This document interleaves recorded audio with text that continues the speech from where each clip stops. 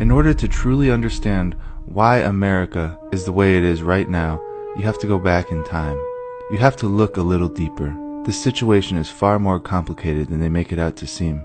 So many people have asked me, why is this happening? How is it possible that one incident in Minneapolis can cause rioting all across the world?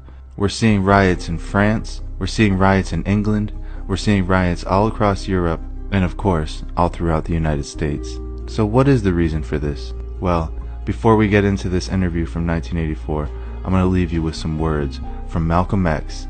This was recorded in 1963. The white liberal differs from the white conservative only in one way. The liberal is more deceitful, more hypocritical than the conservative. Both want power, but the white liberal is the one who has perfected the art of posing as the Negro's friend and benefactor. And by winning the friendship and support of the Negro, the white liberal is able to use the Negro as a pawn or a weapon in this political football game that is constantly raging between the white liberals and the white conservatives.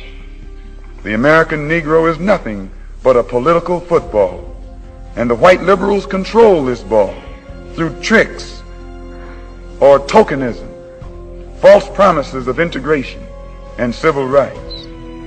In this game of deceiving and using the American Negro, the white liberals have complete cooperation of the Negro civil rights leader, who sell our people out for a few crumbs of token recognition, token gains, token progress.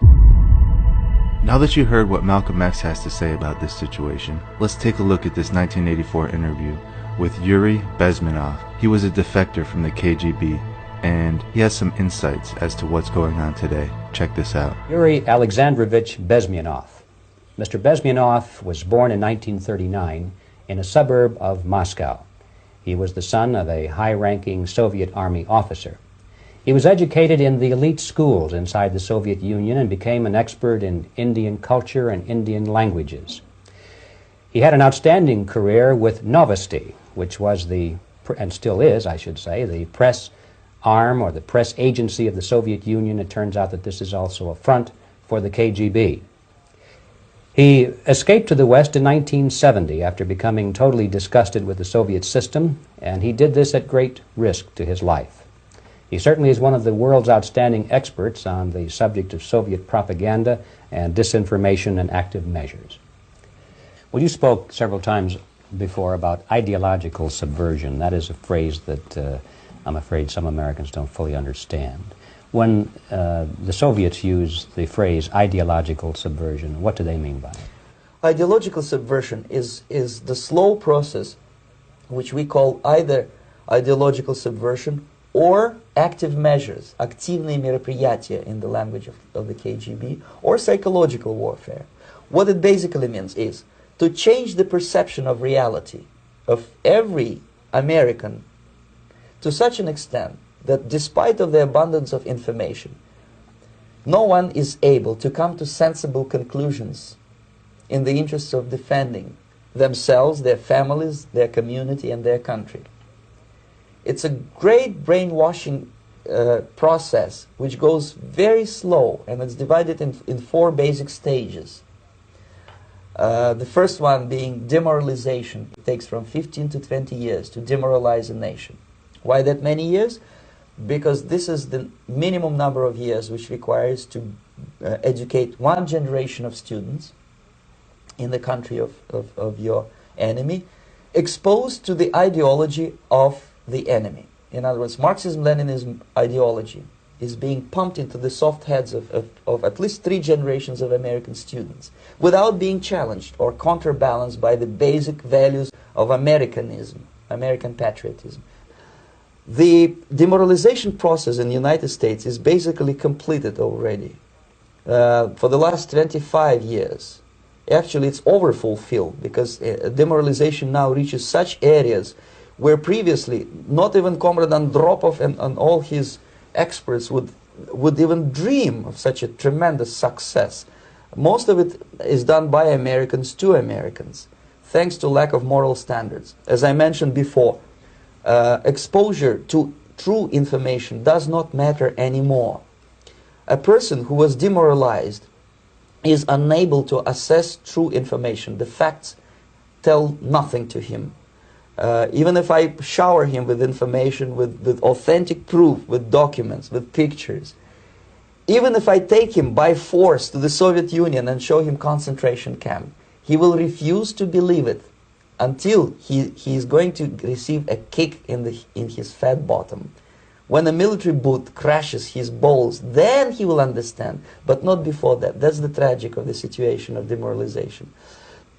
The next stage is destabilization. This time, subverter does not care about your ideas and the patterns of your consumption. Whether you eat junk food and get fat and flabby, it doesn't matter anymore. This time, and it takes only from 2 to 5 years to destabilize a nation, what matters is essentials: economy, foreign relations, defense systems. And you can see it quite clearly that in some areas, in such sensitive areas as defense and economy, the influence of Marxist-Leninist ideas in the United States is absolutely fantastic. I could never believe it 14 years ago when I landed in this part of the world that the process will go that fast. The next stage, of course, is crisis. It may take only up to 6 weeks to bring a country to the verge of crisis. You can see it in Central America now. And after crisis, with a violent change of power, structure, and economy, you have so-called the period of normalization. It may last indefinitely. Normalization is a cynical expression borrowed from Soviet propaganda. When the Soviet tanks moved into Czechoslovakia in '68, Comrade Brezhnev said, "Now the situation in brotherly Czechoslovakia is normalized." This is what will happen in the United States if you allow all these schmucks to bring the country to crisis, to promise people all kind of goodies and the paradise on earth, to destabilize your economy, to eliminate the principle of free market competition, and to put a big brother government in Washington, D.C., with benevolent dictators like Walter Mondale, who will promise lots of things, never mind whether the promises are fulfillable or not. Your leftists in the United States, all these professors and all these beautiful civil rights defenders, they are instrumental in the process of the subversion only to destabilize the nation. When their job is completed, they are not needed anymore. They know too much. Some of them, when they get disillusioned, when they see that Marxist-Leninists come to power, obviously they get offended. They think that they will come to power. That will never happen, of course. They will be lined up against the wall and shot. But they may turn into the most bitter enemies of Marxist-Leninists when they come to power. And that's what happened in Nicaragua. You remember most of these former Marxist-Leninists were either put to prison or one of them split, and now he's working against Sandinistas. It happened in Grenada when Maurice Bishop was already a Marxist. He was executed by a new Marxist who was more Marxist than this Marxist. Same happened in Afghanistan when first there was Taraki, he was killed by Amin, then Amin was killed by Babrak Karmal with the help of KGB. Same happened in Bangladesh when Mujibur Rahman, very pro-Soviet leftist, was assassinated by his own Marxist-Leninist military comrades. It's the same pattern everywhere. The time bomb is ticking. With every second, the disaster is coming closer and closer. Unlike myself, you will have nowhere to defect.